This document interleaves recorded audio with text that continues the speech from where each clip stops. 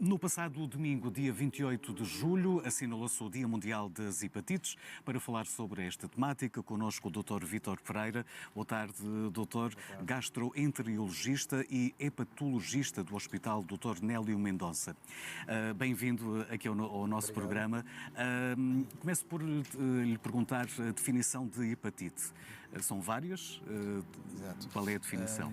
As hepatites são doenças do fígado que resultam da inflamação provocada por vírus que se alojam no fígado.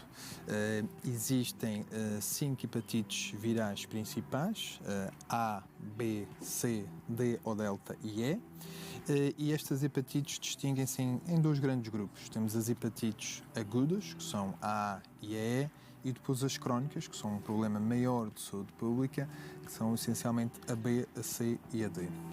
E quais são as características de cada uma? Vamos começar pela A. Exato. A hepatite A e a E, que também são muito semelhantes, são hepatites autolimitadas. Isto quer dizer que muitas vezes a pessoa tem a hepatite, mas dura ali entre 2 a 4 semanas. É uma hepatite que é transmitida muitas vezes num contexto de viagem, pelo consumo de água ou alimentos contaminados, ou então contacto pessoa a pessoa, muitas vezes também no contexto de relações sexuais, que pode ser transmitida, mas é um problema que, na grande maioria das pessoas, é um problema que acaba por ser quase como um síndrome gripal, porque é limitado e não nos traz grandes problemas a longo prazo. Ao contrário, por exemplo, da hepatite B, a hepatite B e a C, que são 2 hepatites crónicas, também partilham muito dos fatores de risco e dos meios de transmissão. Portanto, são hepatites que podem ser transmitidas através de relações sexuais desprotegidas, por via endovenosa, através do consumo de drogas, ou então pela realização de tatuagens ou piercings com material não esterilizado. A hepatite D é transmitida só, essencialmente por via sexual, mas só acontece em quem já tem hepatite B. E a hepatite E, então, como falamos, é também semelhante à hepatite A, uma hepatite aguda, e que também pode ser transmitida através de alimentos ou água contaminada.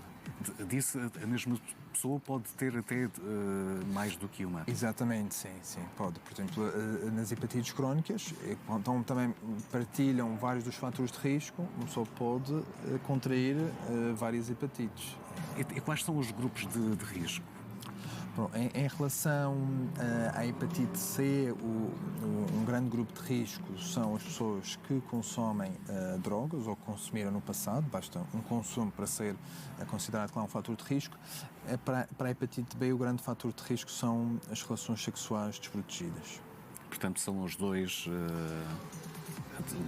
os grupos mais suscetíveis. Exatamente. Ou então também as pessoas que fazem viagens para regiões que têm, por exemplo, muita hepatite A, e aí, claro, devem ver um médico antes de uma viagem, porque muitas vezes está recomendada a vacinação da hepatite A. É verdade, há vacinação para a hepatite. Exatamente. Como é que portanto, atualmente existe vacinação para a hepatite A, num contexto de viagem, e vacinação para a hepatite B.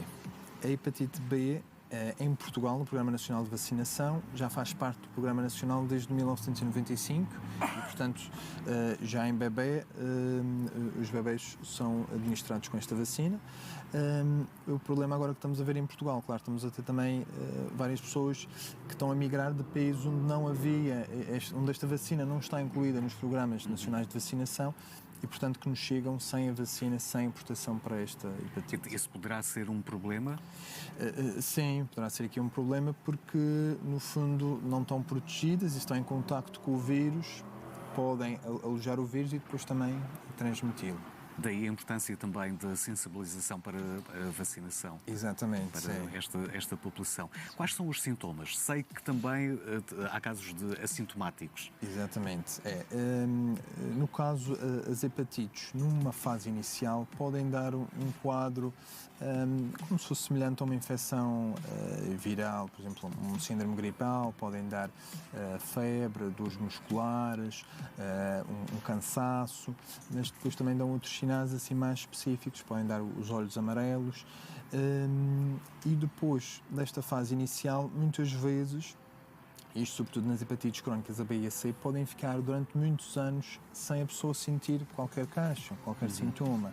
E isso então é o grande desafio que nos faz, mesmo as recomendações internacionais ao nível das sociedades de gastroenterologia, que atualmente recomendam que todas as pessoas devem fazer os testes das hepatites virais pelo menos uma vez na vida, porque nós temos o grande desafio de podermos ter várias pessoas infectadas que não sentem nada, e depois ao fim de 15, 20 anos em que temos o vírus persistentemente a inflamar o fígado, isto vai resultar em cicatrizes do fígado, o que nós chamamos fibrose, e ao fim de vários anos isto pode culminar numa cirrose. E aí então é que estamos numa fase em que temos sintomas evidentes, mas já estamos numa fase em que já é irreversível e, portanto, já estamos, no fundo, um bocadinho atrasados em tentar resolver o problema. Daí o diagnóstico ser importantíssimo. Exatamente. É de acesso gratuito? Como é que o solicitamos? Precisamente aqui na Madeira, com vista a aqui atingirmos, portanto, um grande objetivo de controlarmos as hepatites virais, neste momento qualquer pessoa que se dirija no sistema público, quer seja ao médico de família, ou uma consulta no hospital, ou mesmo na urgência hospitalar, quando o médico solicita umas análises, se a pessoa tiver entre os 18 e os 70 anos, será elegível para fazer o rastreio. E isto então são adicionadas às análises pedidas pelo médico, as análises das hepatites, e assim permite-nos fazer um rastreio alargado à população, o utente é informado, e portanto com isto pretendemos testar, claro, o maior número de pessoas e evitar que tenhamos estes casos de cirrose diagnosticada tardiamente por vírus de hepatites virais. E há casos de reincidência? É possível isso acontecer? Sim, é possível haver reinfecção, ou seja, depois de uma pessoa que tem uma hepatite C, que faz um tratamento, fica curada, se volta a estar exposto aos mesmos fatores de risco, pode novamente apanhar o vírus. Portanto, mesmo vacinado? Não, as pessoas que estão vacinadas ficam protegidas. Isso para a hepatite A e B, as vacinas são altamente eficazes e, portanto, protegem-nos aqui destes dois vírus.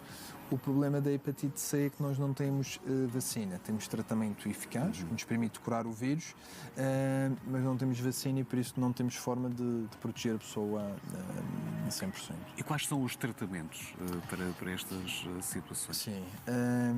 Felizmente aqui, para a hepatite C, e isto houve uma revolução nos últimos anos, porque há uns anos atrás nós precisávamos de um ano de tratamento, era preciso injeções, vários comprimidos por dia, durante um ano para nós conseguirmos curar a hepatite C, mas nos últimos anos existem novos fármacos muito eficazes em que com tratamento, com um comprimido tomado durante 3 meses, um comprimido por dia durante 3 meses, conseguimos curar a hepatite C. E isto foi realmente aqui um grande avanço no tratamento das hepatites virais. Para a hepatite B não existe cura ainda, mas nós temos também tratamentos em que também com um comprimido por dia conseguimos manter o vírus inativo, completamente silenciado, sem que cause inflamação ao fígado ou outras sequelas para o fígado. Quais são os números aqui de infectados na Madeira? Nós temos aqui, com o rastreio que nós temos a decorrer aqui na Madeira, nos últimos 4 anos identificamos aqui 62 pessoas com hepatite C, e este é um número de pessoas completamente assintomáticas, não tinham nenhuma queixa, fizeram simplesmente um rastreio. Para além destes 62 casos de hepatite C, temos outras pessoas que fizeram o teste num contexto de consulta, de ir ao médico em que havia suspeita, e aí temos mais cerca de 200 casos. Para a hepatite B, no último ano, identificamos por rastreio cerca de 15 casos. E o vosso objetivo é erradicar a hepatite. De que forma? Já está assim no horizonte, acredito? Sim, nós, portanto, a Organização Mundial de Saúde realmente lançou aqui o objetivo de se eliminar as hepatites virais até 2030. Nós aqui na Madeira, portanto, implementamos este rastreio para nos ajudar a identificar as várias pessoas assintomáticas e que podem ter o vírus, não sabem e estão a transmitir, e, portanto, um dos passos essenciais é realmente aumentar o número de testes que fazemos às pessoas, e realmente nos últimos anos temos assistido já aqui a uma diminuição do número de casos, e com os modelos matemáticos que nós temos prevemos conseguir controlar a situação antes de 2030. Não quer dizer que vai haver completamente zero casos de hepatites, mas pelo menos que sejam muito poucos e que deixe de ser um problema de saúde pública como ainda o é. Esperemos que sim. Doutor, muito obrigado. Obrigado também por ter vindo aqui à televisão partilhar aqui e fazer verdadeiro serviço público.